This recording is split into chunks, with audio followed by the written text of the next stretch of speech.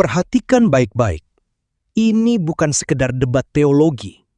Ini tentang ketelitian berpikir yang menentukan arah iman. Satu kata salah, satu logika melenceng, dan tiba-tiba Tuhan bisa dituduh sebagai dalang kejahatan. Pertanyaannya sederhana, tapi menghantam. Apakah kita benar-benar memahami apa yang kita ucapkan, atau hanya memoles kebingungan dengan istilah yang terdengar rohani? Ya, Shalom, Bang Sirait. Gimana baca abang ini? Nampaknya abang ahli berbahasa Yunani. Siapa? Enggak ahli bang, enggak ahli. Ya Doulos. Enggak, ya saya juga yang kemarin ngomong tentang Bang Edis yang masalah bawa Paulus itu ya, yang di roomnya Bang Bom. Nah, di sini aku mau klarifikasi nomor yang ke. Sebentar bang, kenalan dulu bang. Ya. Abang Ya. Kristen. Saya Kristen Protestan. Oke, silakan bang. Nomor berapa yang mau abang buktikan bahwa itu salah? Silakan. Oke, nomor 7 itu abang tulisnya salah. Kenapa? Waktu itu kasusnya bukan seperti itu. Tetapi kasusnya penyaliban Yesus adalah karya iblis. Oke, disitulah perdebatan kemarin di 1 bulan terakhir. Bukan perbuatan. Kalau perbuatan iblis saya setuju. Tetapi waktu itu kasus yang menjadi panjang dan itu kan Abang Edi sama Bro Yusuf PI ya. Ketika Yusuf PI bertanya, itu karya iblis, apakah iblis punya karya dalam keselamatan orang-orang Kristen? Kan begitu ya. Nah, tapi yang di nomor 7 itu, penyaliban Yesus adalah perbuatan iblis. Nah, kalau perbuatan, saya setuju. Tetapi kemarin kasusnya itu bukan perbuatan. Kata yang abang pakai adalah karya. Abang membawa dan ikut apa yang dikatakan sama Bang Yusuf PI. Bukankah perbuatan itu karya, Bang? Contoh, misalnya saya membuat gelas. Itu kan karya saya berarti. Betul? Jadi begini Bang, karya itu secara keseluruhan. Kalau perbuatan sebuah tindakan. Nah, kemarin kasus yang Abang Edis dan Bang Yusuf PI yang menjadi perdebatan asal-muasal perpecahan. Bukan perpecahan, tapi kayak diskusi yang harus didiskusikan. Karena Bang Edis mengatakan penyaliban adalah karya iblis, bukan perbuatan. Jadi abang harus berani dengan hati jujur bahwa yang nomor 7 itu penyaliban Yesus adalah karya iblis. Itu yang abang Idris katakan. Baik, kalau kita bicara lain saya setuju. Baik, kita bicara bahasa dulu kalau begitu bang ya. Kita bicara dulu bahasa. Apa bedanya karya dengan perbuatan? Apa bedanya karya dan perbuatan? Karya adalah hasil dari keseluruhan perbuatan. Kalau perbuatan? Perbuatan adalah sebuah tindakan yang digerakkan daripada pikiran. Kayaknya sama aja bang. Enggak, beda-beda. Contoh bang ya, contoh misalnya, ketika saya ngecat tembok, kemudian saya lukis, itu kan, saya bikinlah gambar-gambar pohon begitu. Bisa nggak itu saya katakan itulah hasil karya saya? Karya kan hasil akhir, Bang. Oke. Bisa nggak juga saya katakan itu perbuatan saya? Oke. Begini. Ketika Bang Edis kentut, apakah kentut itu sebuah karya? Ketika saya kentut sebuah karya... Tentu bukan, Bang. Dikatakan sebuah karya karena ada nilai di dalamnya. Ya, tindakan yang tidak ada nilai, ya itu bukan karya. Kalau semua perbuatan kau anggap itu sebuah karya, ya nggak bisa gitu. Intinya gini Bang. Beda-beda tipis lah intinya ya. Nggak beda. Beda tipis pun berbahaya Bang. Dalam teologi kan berbahaya. Intinya gini, nomor 7, abang harus berani tulis itu, penyaliban Yesus adalah karya iblis. Nah kalau di situ, makanya saya debat. Tapi kalau abang bilang penyaliban Yesus adalah perbuatan iblis, saya nggak debat. Karena itu memang benar. Nah, kemarin kasus yang Bang Edis katakan ya tentang masalah karya. Nah, abang sekarang antara karya dan perbuatan, abang samakan gitu loh. Gini, sebentar. Saya sedikit klarifikasi ya. Saya sejujurnya saya dukung Bang Edis, bukan saya berarti saya tidak mendukung Bang Edis. Saya dukung Bang Edis dalam hal berapologet ya, bukan polemik, berapologet. Apapun yang abang lakukan, setidak-tidaknya menjadi gambaran bahwa kita ini sebenarnya mau menunjukkan kebenaran yang sebenar-benarnya kepada saudara-saudara kita yang suka menyerang kita. Ya, saya ikut pakai di sini sudah lama, dari Facebook juga saya ikut. Nah, kenapa saya bawa nomor 7? Ada ketidaksetujuan saya, karena begini Bang, segala sesuatu itu dalam kitab Roma dikatakan adalah berasal daripada Allah Bapa. Termasuk Termasuk kejahatan? masalah, enggak, begini, nah Abang jadi kayak Bang Kiamat, jadi ujung-ujungnya. Oke, dalam Kisah Para Rasul 2 ayat yang ke-23, coba Abang jelaskan itu. Kisah Para Rasul 2 ayat yang ke-23 diparalelkan dengan Matius 16 ayat yang ke-21 dan 23. Silakan, Abang paralelkan dulu. Apakah ada hubungan di sana ketika Petrus mengatakan demikian, tetapi Petrus menarik Yesus? Yesus Dan menarik Petrus mengatakan, Petrus menarik Yesus pada Matius 16 ayat yang ke-22. Dikatakan begini, Tuhan, kiranya Allah menjauhkan hal itu. Hal itu sekali-kali tak akan menimpa engkau. Karena Petrus menggunakan mindset atau cara berpikir orang-orang Yahudi. Karena Mesias dalam pemikiran orang Yahudi itu bukan seperti itu. Padahal Yesus mengatakan pada ayat yang ke-21 sebelumnya dikatakan, sejak waktu itu Yesus mulai menyatakan kepada murid-muridnya bahwa ia harus pergi ke Yerusalem. Lihat ya, ini adalah nubuatan apa yang akan terjadi jangka pendek. Yesus mengatakan demikian. Satu, Yesus akan pergi ke Yerusalem, kemudian menanggung banyak penderitaan dari pihak tua-tua, imam-imam kepala dan ahli-ahli Taurat. Kemudian yang ketiga dikatakan Yesus juga lalu dibun-bun dan dibangkitkan pada hari yang ketiga. Artinya Yesus sudah mengetahui apa yang terjadi ke depannya. Oke? Apakah ini bertentangan dengan Kisah Para Rasul 2 yang barusan saya bawa? Tentu tidak, karena Yesus sudah mengatakan itu. Kemudian Petrus marah, Yesus jangan begitu dong. Karena Mesias dalam pemikiran Yesus, dalam pemikiran Petrus bukan seperti itu. Kemudian Yesus pada ayat yang ke-23 dikatakan, maka Yesus berpaling dan berkata kepada Petrus, enyahlah iblis, engkau suatu batu sandungan bagiku. Sebab engkau bukan memikirkan apa yang dipikirkan Allah, melainkan apa yang dipikirkan manusia. Yesus menegur Petrus, Petrus, yang kamu pikirkan adalah Mesias dalam konteks pikiran manusia. Tetapi Mesias yang sesungguhnya datang seperti apa yang sudah Tuhan membuatkan. Silakan Bang Edis. Baik, saya tanggapi ya. Jadi kalau mau bicara soal akurasi, karena waktu itu yang sedang diskusi saya dengan Yusuf PI, jadi kamilah yang ngerti apa yang pada waktu itu sedang dibahas. Begini Bang, kita ini memang sering terjebak dengan bahasa yang sungguh-sungguh tidak kita pahami secara mendalam. Kalau menurut Abang tadi, perbuatan menyalibkan Yesus itu adalah perbuatan iblis, Abang setuju? Tetapi kalau penyaliban Yesus adalah karya iblis, Abang tidak setuju? Begini Bang, semua apa yang ada di dunia ini punya hukum. Ya, bukan, jangan kemana-mana dulu Bang. Setuju atau tidak?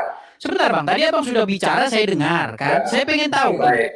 Baik. Apakah tadi Abang setuju ya, perbuatan menyalibkan Yesus itu atau perbuatan untuk membunuh Yesus itu adalah perbuatan iblis? Abang setuju kan? Ya. Tetapi karya penyaliban Yesus itu adalah karya iblis, Abang nggak setuju, oke? Oke, jadi menurut Abang, penyaliban Yesus itu karya siapa? Ya, seperti yang saya katakan tadi Bang, ya di dalam Kisah Para Rasul. Jadi Abang jangan juga membawa orang jadi cacat berpikir. Bukan Bang, biar kita tidak panjang dulu Bang. Gini, Abang jawab dulu karyanya siapa dulu. Penyaliban Yesus itu karyanya siapa? Kalau Kisah Para Rasul 2 ayat yang ke-23 dikatakan rencana karya itu ya dari Tuhan. Oke. Jadi menurut Abang, penyaliban Yesus itu adalah karya daripada Allah Bapa di surga. Ya. Oke, kita bicara dulu tentang definisi penyaliban Yesus. Oke, baik. Penyaliban. Kita bicara bahasa dulu Bang ya. Apa itu penyaliban? Sebentar. Prima causa, Abang juga harus tahu istilah prima causa. Jangan ke prima causa dulu Bang. Sebentar Bang, kita bicara dulu penyaliban. Apa itu penyaliban Bang? Coba. Definisikan dulu biar kita nggak salah paham. Silakan. Apa itu penyaliban? Oke, penyaliban ya. Kalau penyaliban adalah sebuah tindakan untuk menyalibkan orang, sedangkan salib saya kasih gambarnya Bang ya. Sebentar, saya kan lagi bilang Bang Edis. Oke, silakan. Biar orang-orang juga di bawah juga paham. ya, salib adalah sebuah hukuman atau kutukan bagi orang-orang yang bersalah. Makanya Tuhan mengambil itu supaya apa? Ya, karena itu tradisi yang berlaku pada masa itu. Tapi sebelum ke sana, Bang, Abang juga tahu prima causa antara perbuatan. Bukan, Bang, kita jangan ke prima causa dulu, Bang. Nanti kalau kita ke prima causa tambah panjang bahasan kita. Karena yang diskusi itu saya dengan Yusuf PI, Bang. Biar Abang tahu. Jadi penyaliban adalah, coba koreksi kalau saya salah.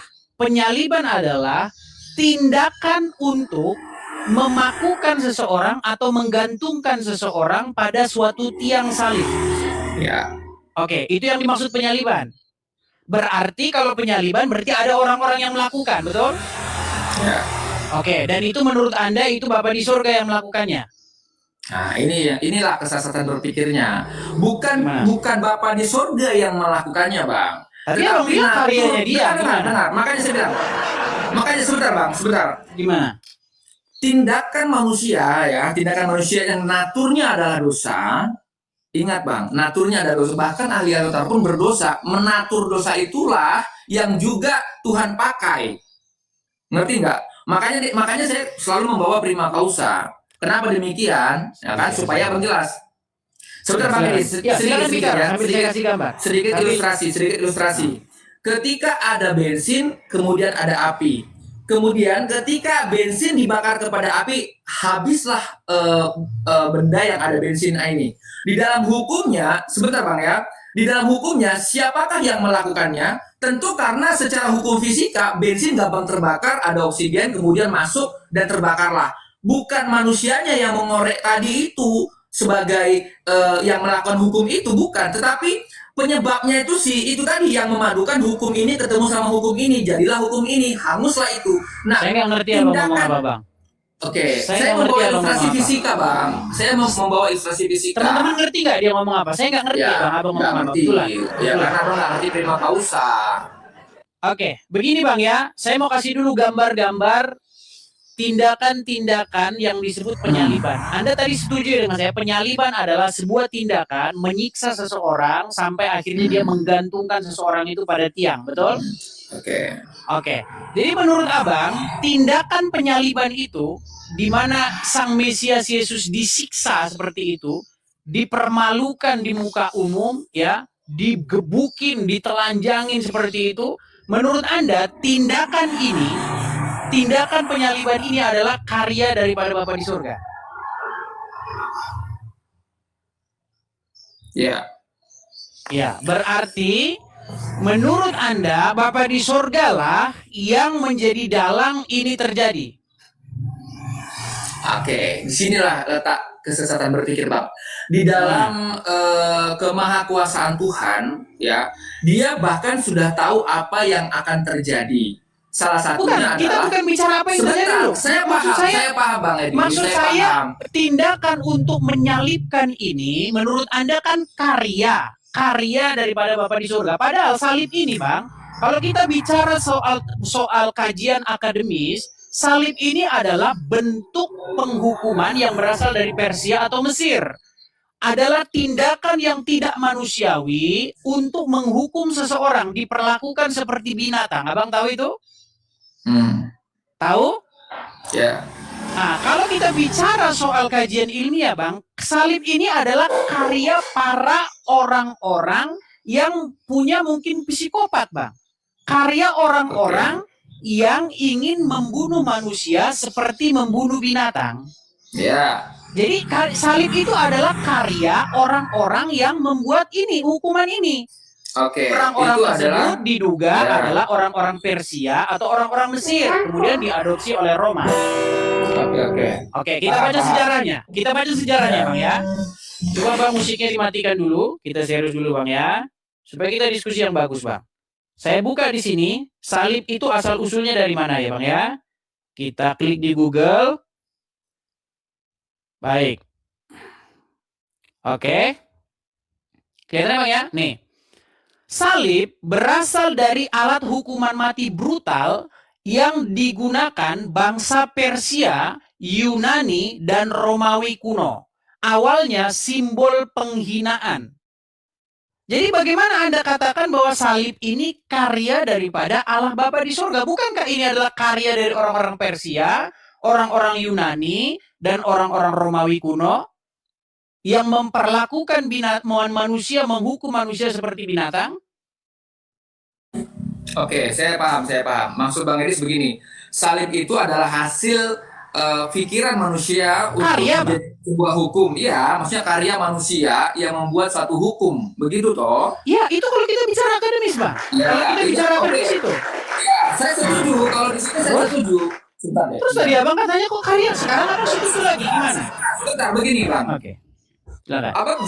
Abang jangan simpulkan segala sesuatu menjadi independen karya manusia, karena apapun hikmat manusia, ya hikmat manusia yang Tuhan kasih akal berpikir, bahkan mungkin hasil dari natur dosa itu Tuhan izinkan, bukan berarti itu tidak di bawah wewenang Tuhan. Bagaimana mungkin abang mengatakan itu tidak di bawah wewenang Tuhan? Segala sesuatu maupun kejahatan maupun kebaikan maupun apapun itu di bawah wewenang Tuhan. Oke, saya coba menjelaskan Bang ya isi pikiran saya ketika saya baca Alkitab ya Bang. Oke, baik. Begini Bang. Gak apa-apa, sama-sama belajar. Sebenarnya Bang, Bang, belajar. sebenarnya begini Bang. Sebenarnya begini, yang menjadi karya Tuhan itu bukan perbuatan penyalibannya Bang. Yang menjadi, saya setuju di situ. Abang dengarkan dulu. Ini sudah saya jelaskan berkali-kali. Begini Bang. Tidak ada satupun orang yang menyalib Yesus bertujuan untuk membuat satu penebusan dosa atau tujuan keselamatan. Anda setuju tidak? Bagaimana Bang Edis supaya lebih jelas? Saya ulang satu kali lagi. Nggak perlu Abang bisukan Bang.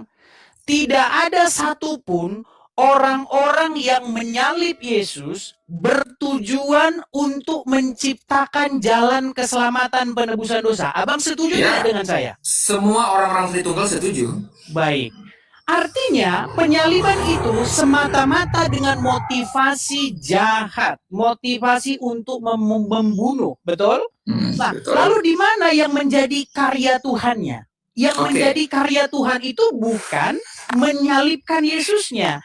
Yang menjadi karya Tuhan adalah kesetiaan dan ketaatan Tuhan Yesus sampai ia rela dan mati disalibkan. Oke, kalau di situ saya setuju Bang Edis. Ya harusnya itu jawabannya tepat. Begitu. Masalahnya gini. Kalau abang bilang, makanya itu nomor 7 kan. Konteksnya Bang Edis sama Bang Yusuf PI itu masalah karya keselamatan ini, apakah ada juga timbal dari Bang, si kita bukan bicara karya keselamatan. Abang jangan pelintir. Jangan abang pelintir. Kita bahas penyalibannya, Bang. Jadi saya kasih contoh. Saya kasih contoh. Contoh sederhana, Bang ya. Pertanyaannya sekarang begini.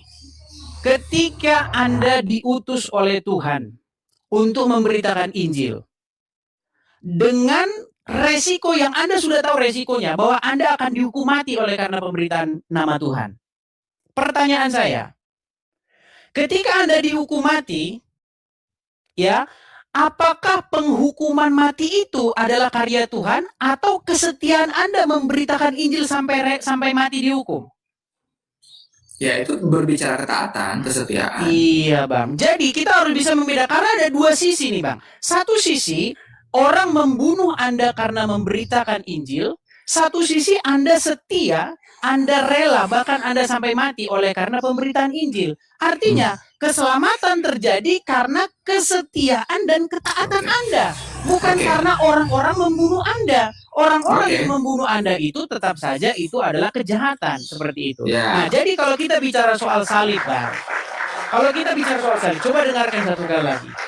Keselamatan yang terjadi, karya Allah, karya Tuhan, terjadi pada kesetiaan ketaatan Yesus yang sampai pada mati di salibnya tidak melakukan dosa. Oke.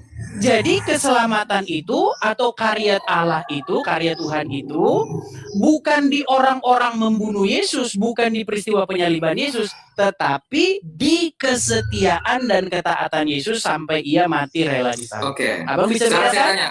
Paham. Oke. Jadi gini, ketaatan Yesus kepada Bapa, dia taat kepada apa? Pertama satu. Karena begini, tadi saya sudah bawa beberapa ayat Contoh Matius 16 ayat yang ke-21.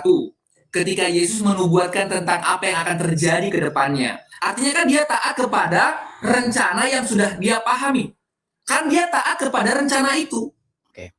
Betul? Baik. Nah, Berarti sekarang Anda, Bang Edis Anda belum bagaimana bisa Abang? Anda belum bisa membedakan dua rencana. Saya kasih lagi umpama, Pak. Umpama yang tadi, Enggak. Pak. Langsung gini aja Bang Edis supaya tidak berlama-lama, katanya orang saya pasti mohon maaf saya di depan sosial. Saya juga pelayanan begini.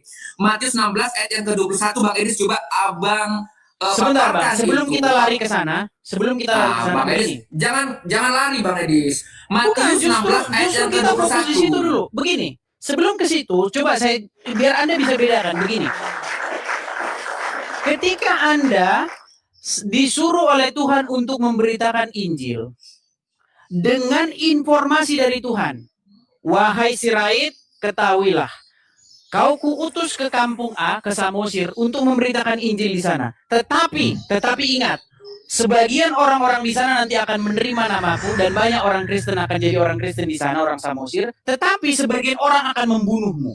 Pertanyaan saya, apakah pembunuhan terhadap Anda itu rencana saya? Oke, sebentar. Abang bersabar dulu ya, sabar. Dijawab dulu aja, dijawab singkat dulu Bang. Oh enggak, tentu itu bukan rencana Tuhan. Itu bukan rencana Tenang Tuhan. dulu Bang, tenang.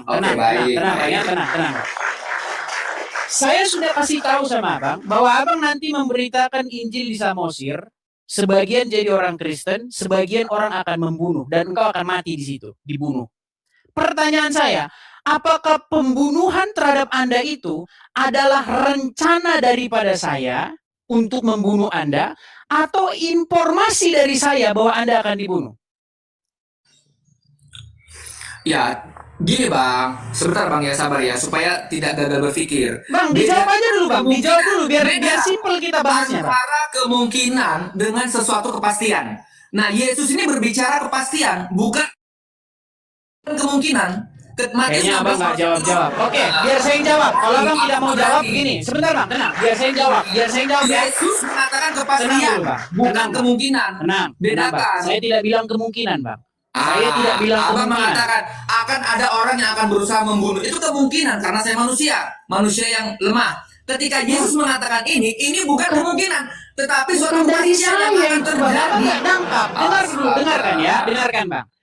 Anda diutus oleh Tuhan yang langsung ngomong sama Anda. Oke, baik. Wahai Sirait, kau kuutus pergi ke Samosir. Beritakan Injil tentang namaku di situ. Ketahuilah wahai Samosir, ketahuilah olehmu. Beberapa orang di situ nanti akan menerima Injil dan namaku akan berdiri di sana. Dan sebagian di sana nanti akan membunuhmu dan engkau akan mati di sana. Ini kepastian. Kepastian lah, karena Tuhan yang bilang. Tenang dulu Bang, saya belum selesai. Tenang dulu. Baik. Belum selesai. Teman-teman ya, Bang Edis mengatakan sebuah ilustrasi ini kepastian. Kalau kepastian berarti sudah pasti terjadi. Sudah pasti terjadi. Nah, dan ini ada pertanyaan satu saya. rencana. Sebentar. Apakah itu rencana? Tenang Bang, saya belum selesai. Boleh saya selesaikan? Jawab aja. Apakah kepastian Tuhan itu adalah sebuah rencana? Jawab. Kepastian bahwa engkau akan mati itu informasi, bukan rencana. Bukan kepastian. Apakah informasinya ada sesuatu yang pasti terjadi? Jawab. Bang, karena saya tahu masa depan, karena posisi saya adalah Tuhan, maka saya memberikan informasi. Bukan saya yang merencanakan itu terjadi. Bukan saya yang merencanakan bahwa Anda akan dibunuh. Tetapi itu informasi dari saya. Tapi itu kepastian bukan Bang Edis? Ya kepastian, karena saya tahu masa depan. Makanya saya bilang karena Yesus adalah kalau Tuhan, saya tahu dia masa depan, bukan berarti itu saya rencanakan Bang. Kalau seperti itu artinya Adam jatuh ke dalam dosa, itu rencana saya. Anda dibunuh oleh orang, itu jadi rencana saya. Itu bukan rencana saya Bang. Itu pemberitahuan dari saya bahwa itu akan terjadi. Kalau saya yang merencanakan itu, artinya sayalah dalangnya. Sayalah dalang yang membuat kau dibunuh. Artinya orang-orang yang membunuh itu adalah orang-orang yang saya rencanakan sendiri untuk membunuhmu. Padahal gini Bang, pembunuhan jangan generalkan Bang Edis, jangan digeneralkan gitu antara tindak sama orang yang ditindaki. Yesus sendiri yang mengatakan loh di Matius 16:21. Ini adalah suatu kepastian. Petrus aja dibilang, nyala engkau iblis. Karena engkau memikirkan pikiran manusia, bukan pikiran Allah. Artinya yang dikatakan Yesus pada ayat yang ke-21 dari Matius 16 adalah pikiran Allah. Oke. Setuju nggak? Jawab dulu. Apakah di ayat 21 pada Matius 16 ini pikiran Allah atau bukan? Coba dibaca Jawab ayatnya. dulu. Baca bang. Matius 16 ayat 21. Sejak waktu itu Yesus mulai menyatakan kepada murid-muridnya bahwa ia harus pergi ke Yerusalem pertama, kemudian menanggung banyak penderitaan dari pihak-pihak tua imam-imam kepala dan ahli-ahli Taurat, lalu dibun-bun dan dibangkitkan pada hari yang ketiga. Petrus menyangkal, jangan begitu Tuhan, jangan begitu, janganlah terjadi seperti itu. Ayat yang ke-23 dikatakan, lihat ya, premis awal A, Yesus mengatakan sesuatu kepastian. Jadi siapa yang merencanakan membunuh Jangan Yesus? langsung kesimpulan, supaya langsung enak berpikirnya. Ayat yang ke-23, maka Yesus berpaling dan berkata kepada Petrus, enyahlah iblis, engkau satu batu sandungan bagiku, sebab engkau bukan memikirkan apa yang dipikirkan Allah, melainkan apa yang dipikirkan manusia. Pertanyaan saya, mana yang pikiran Allah, mana pikiran manusia? Yesus jelas itu mengatakan bahwa Petrus memikirkan pikiran manusia. Sedangkan apa yang dikatakan Yesus pada ayat 21, itu adalah pikiran Allah. Jawab, apakah perkataan saya salah? Salah.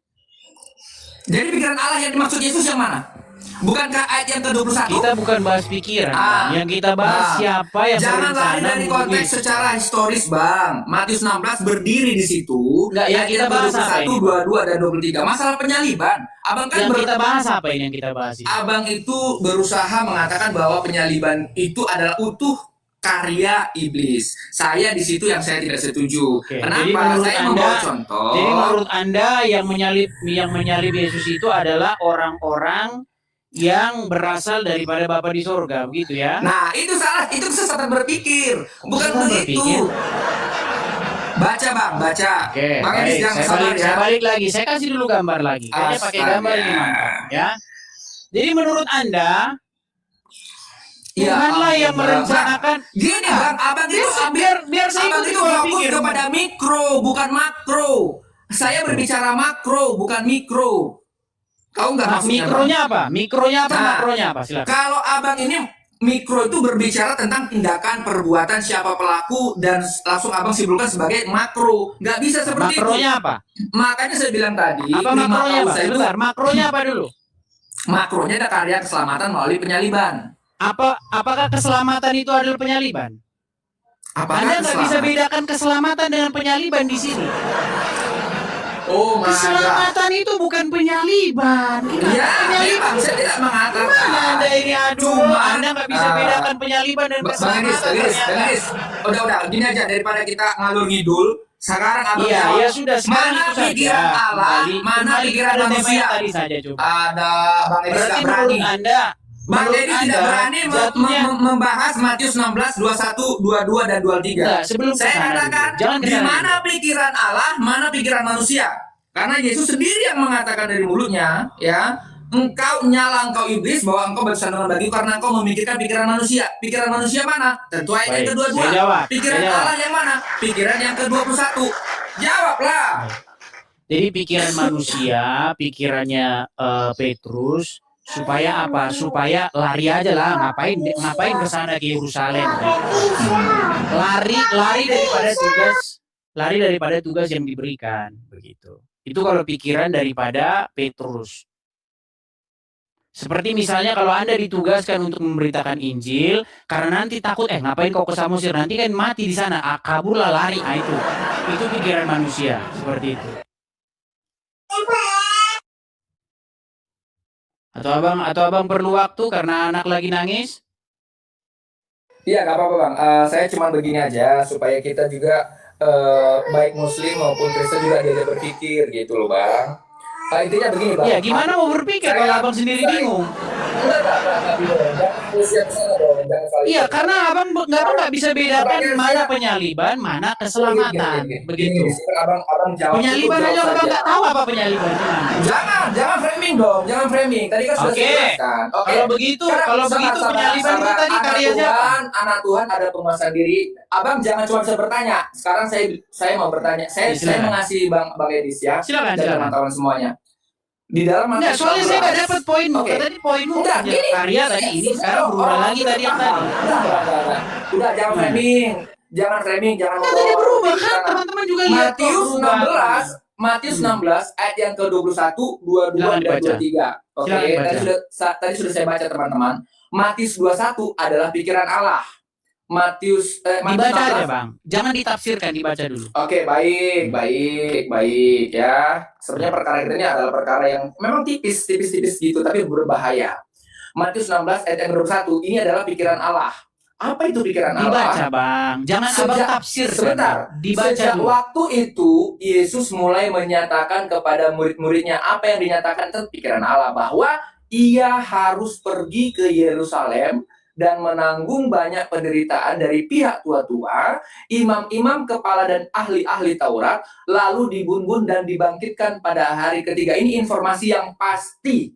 Itu pikiran Allah. Lalu yang kedua, pikiran manusia. Tetapi Petrus menarik Yesus ke samping dan menegur dia. Katanya, Tuhan, kiranya Allah menjauhkan hal itu. Hal itu sekali-kali tak akan menimpa engkau. Ini pikiran manusia. Lalu ayat yang ke-23, Yesus membuat kesimpulan. Maka Yesus berpaling dan berkata kepada Petrus, "Enyalah iblis. Engkau suatu batu sandungan bagiku, sebab engkau bukan memikirkan apa yang dipikirkan Allah, melainkan apa yang dipikirkan manusia." Tahu nggak kenapa Yesus mengatakan itu pikiran manusia? Karena Petrus berpikiran sebagai pikiran orang-orang Yahudi, bahwa Mesias, konsep Mesias dalam orang-orang Yahudi bukan seperti itu. Tapi Tuhan Yesus tadi taat, abang bilang tadi taat. Ya, saya setuju kan. Ketika ketaatan Yesus, makanya pertanyaan, ketaat kepada siapa? Taat kepada Bapa. Apa yang dipikirkan oleh Bapa, Allah Bapa? Yang dipikirkan Allah Bapa untuk Yesus adalah suatu kepastian pada ayat yang ke-21, bahwa dia akan pergi ke Yerusalem, bahwa dia akan menderita oleh pihak-pihak tua-tua dan akan dibunuh. Itu adalah suatu kepastian. Oke. Bukan suatu informasi yang tidak pasti. Sudah selesai bicaranya? Oke, baik. Oke. Kesimpulannya begini, pertanyaan saya adalah, mana pikiran manusia, mana pikiran Allah? Mana rencana manusia, mana rencana Allah? Oke, baik, saya diam. Baik. Pikiran manusia adalah seperti yang diucapkan oleh Petrus tadi. Supaya apa? Supaya tidak usah ke Yerusalem, supaya jangan dibunuh, supaya jangan disalib. Salah atau tidak itu? Konfirmasi dulu. Betul. Oke, sedangkan pikiran daripada Tuhan Yesus adalah supaya dia taat kepada Bapa di sorga, yaitu berangkat ke Yerusalem dengan mengambil segala resiko yang Yesus sendiri sudah ketahui, yaitu apa? Dibunuh dan disalibkan. Nah, bukan di sini kita berdebatnya. Makanya kita ini mendebat. Mana rencana Allah, mana rencana manusia? Allah sudah mengatakan kepastian sebagai sebuah rencana yang akan terjadi. Itu bukan sekedar informasi, tapi itu satu kepastian. Karena apa? Ketika Allah Bapa mengatakan ini yang akan terjadi kepada Yesus Kristus dan harus taat kepada hal ini, di sanalah dia dikatakan Tuhan. Karena dia taat, dia menyelamatkan, dia memberikan contoh kepada kita, ketaatanlah yang menyelamatkan. Taat kepada siapa? Taat kepada Bapa. Contohnya Yesus taat. Dia dikirim itu untuk menyelamatkan manusia, walaupun ada hikmat manusia. Itu setuju kita walaupun ada hikmat manusia. Bukan itu yang lagi kita bahas. Penyaliban, sebentar Bang Edis. Gini loh Bang. Kita bahas itu peristiwa pembunuhannya itu loh, penyalibannya itu. Makanya saya bilang, abang itu berbicara mikro. Kita tahu abang itu berbicara mikro. Udah aku bilang, abang berbicara mikro, bukan makro. Kalau berbicara tentang keselamatan itu berbicara makro. Artinya apa makro? Kita nggak bicara keselamatan, Bang. Kita nggak bicara keselamatan, kita bicara penyaliban. Harus berani berdiskusi sehat. Begini. Iya, karena kita nggak nyambung ini. Apa yang Anda bahas dengan apa yang saya bahas itu nggak sama. Anda ngerti nggak yang saya bahas? Astaga, Bang, atau mikro dan makro juga susah jadinya, Bang. Tadi sudah saya tanya kepada Anda, apa mikronya? Secara keseluruhan, kalau apakah kita sedang berbicara keselamatan? Apakah kita sedang berbicara keselamatan? Ya, keselamatan sebuah karya. Makanya saya bilang yang kita dengarkan. Apakah kita bicara soal keselamatan? Karya. Abang berfokus pada ini karya iblis. Karyanya di mana? Yang abang masukkan itu karya mana? Karya penyalibannya atau karya salibnya? Emang coba dibaca dulu, baca. Tadi poin Makanya berapa saya yang Anda bilang, baca? poin yang ke-7, perdebatan abang sama Bang Yusuf itu kan masalah karya iblis, menyalibah itu karya iblis. Nah, Memang iya, aku di terus? situ nggak setuju. Nah, abang memparalelkan ini karya itu adalah perbuatan. Kalau abang berbicara perbuatan itu berbicara mikro, berarti paku yang ditusukkan itu bagaimana? Berarti paku itu yang menyelamatkan kita. Kalau nggak ada paku itu maka nggak ada keselamatan. Itu yang aku bilang mikro. Makanya abang juga harus belajar juga. Mohon maaf ya bang, kita sama-sama Ya belajar. memang itu yang lagi dibahas gimana? Prima causa. Makanya saya bilang Bang Edis itu berbicara mikro. Kalau berbicara mikro, angin juga masuk di dalam sejarah keselamatan itu. Paku juga, kayu-kayu salib juga, baju jubah itu juga, tombak Ya, itu masalah juga. masalahnya yang kita bahas bukan itu. Nggak bisa dipastikan. Nah makanya saya bilang abang berpikir mikro tapi menyimpulkan secara makro. Nggak bisa begitu. Makro adalah hasil dari mikro-mikro yang dikumpulkan. Makanya ada namanya karya penyaliban. Oke, Nah, coba orang-orang dibaca dulu, Kristen, coba baca dengar dulu. dulu, abang jangan Nah, coba dibaca dulu biar enak kita baca dulu. Astaga. Jadi biar nggak keluar Ini dari yang tema begini. ini. Coba dibaca. Oke, saya nggak keluar dari tema, saya nggak keluar. Ya coba baca dulu. Penyaliban Yesus adalah perbuatan iblis. Mana di situ kita bicara bisa di situ bicara keselamatan. Apa? Penyaliban Yesus adalah perbuatan iblis. Yang kita bahas penyaliban. Ya terus dari awal, dengar. Dari awal saya naik, saya bilang, Bang, ini kata-katanya salah deh. Bukan adalah perbuatan. Kalau perbuatan saya setuju loh Bang Edis. Tapi kemarin perdebatannya abang bilang penyaliban adalah karya iblis. Itu yang aku nggak setuju. Sekarang abang bikin nomor Tadi kamu cuma setuju dengan saya. Sekarang nggak setuju lagi gimana? Ya udah, intinya begini. Teman-teman punya Kristen ya, penyaliban itu adalah hukum yang adalah hikmat manusia yang juga Tuhan pakai. Bagaimana cara Tuhan menunjukkan kasihnya melalui apa? Hikmat manusia adalah hukum kutuk untuk menyalibkan Yesus. Ya, teman-teman pernah berpikir nggak kenapa sih harus di abad pertama? Jadi karya siapa sih di zamannya Roma, ya kan? Jadi karya siapa? Makanya saya bilang begini, bahkan sebelum penyaliban Yesus, sebelum datang Tuhan Yesus, masa 400 tahun dia Allah kepada karya siapa itu Bang? Penyaliban itu Bang? Dari awal penciptaan sampai aku ngobrol sama Bang Edis juga itu adalah berkat izin Tuhan. Bukan berarti karya Tuhan. Karya siapa Bang yang ditanya Bang? Abang fokus ke karya itu apa sih Bang? Tadi katanya karya Tuhan gimana? Setelah kutunjukkan penyaliban itu ternyata buah daripada orang-orang Romawi, orang-orang Persia gimana? Oke, sekarang saya tanya balikan dulu lagi kamera saya. Sebentar ya. Ketika ada pelukis Mona Lisa, pelukisnya itu yang melukis. Aduh, saya kasih ilustrasi yang gampang. Apakah yang membuat lukisan itu hanya pelukisnya? Tidak. Yang bikin catnya juga ada, yang bikin kertasnya juga ada. Astaga Bang, coba baca mikro. Coba baca dulu. Salib berasal dari salib berasal dari alat hukuman mati brutal yang digunakan bangsa Persia, Yunani, dan Romawi kuno. Astaga, abang ini ngomong mikro tapi menyimpulkan makro. Sekali lagi saya aja berpikir Bang Edis ya. Memang yang dibahas ini lagi Bang.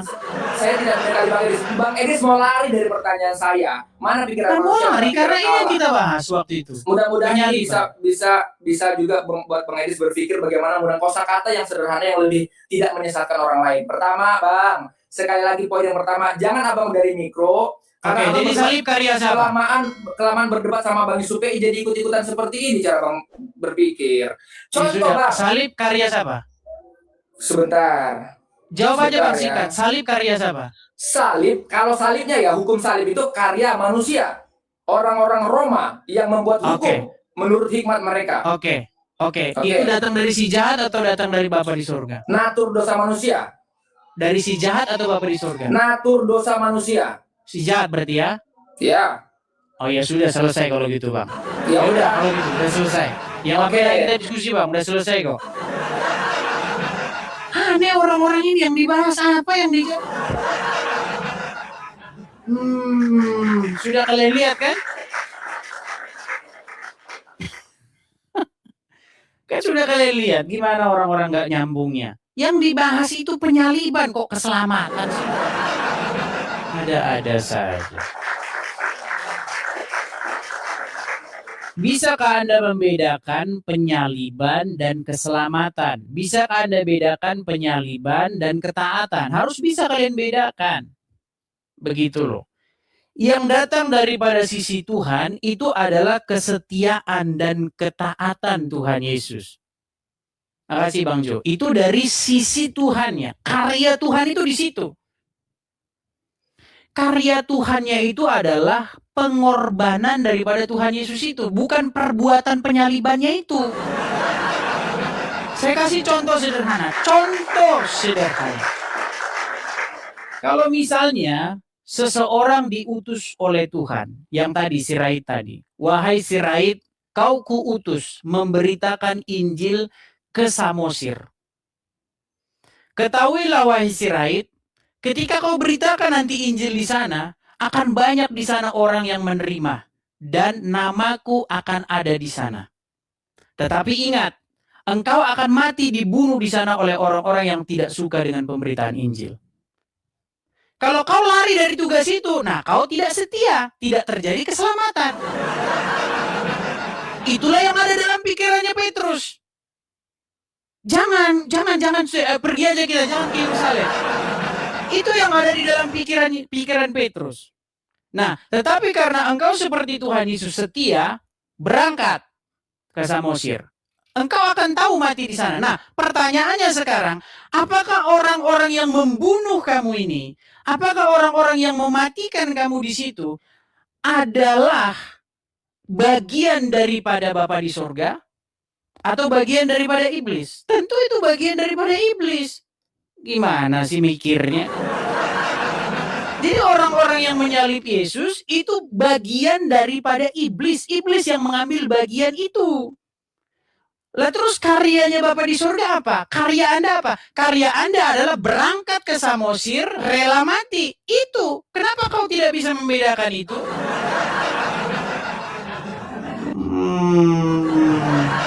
Pusing dia.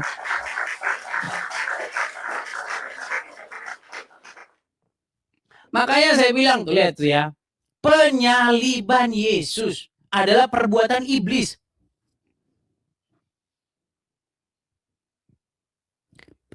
Makanya definisikan dulu apa penyaliban itu.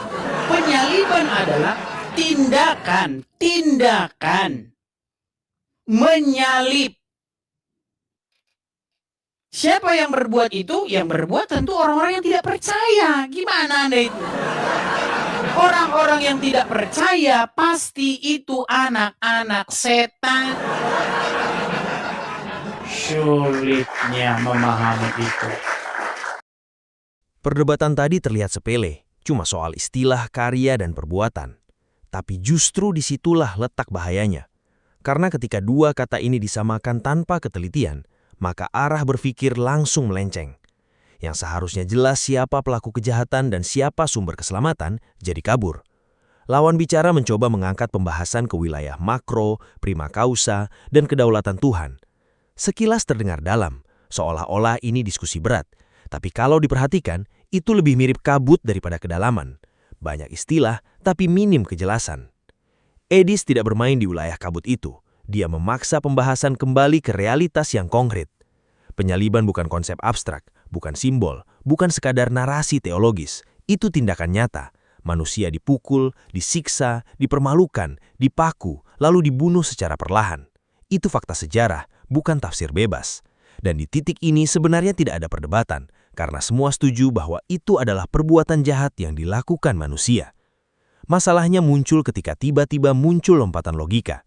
Karena Tuhan berdaulat dan tahu segalanya, maka penyaliban disebut sebagai karya Tuhan. Ini terdengar rohani, tapi kalau dipikirkan dengan jujur, ini berbahaya.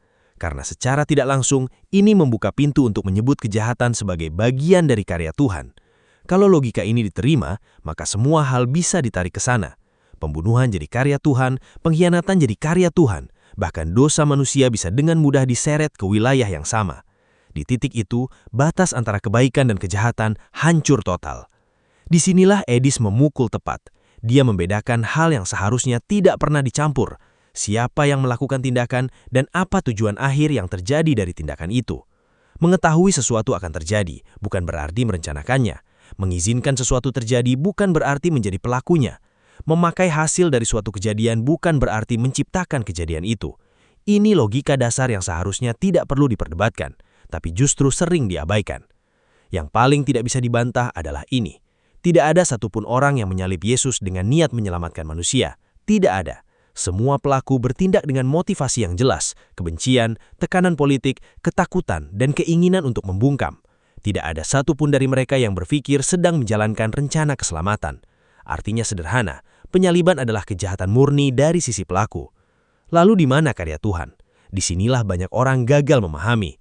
Karya Tuhan bukan pada tindakan penyaliban itu sendiri, tetapi pada bagaimana Yesus merespon tindakan tersebut. Yesus tetap taat, tetap benar, tidak berdosa, dan rela menjalani itu semua tanpa menyimpang. Keselamatan lahir dari ketaatan Yesus yang sempurna di tengah kejahatan manusia. Ketika ini tidak dibedakan, maka semuanya jadi kacau. Orang mulai mencampur alat dengan tujuan, mencampur kejahatan dengan rencana, mencampur pelaku dosa dengan kehendak Tuhan.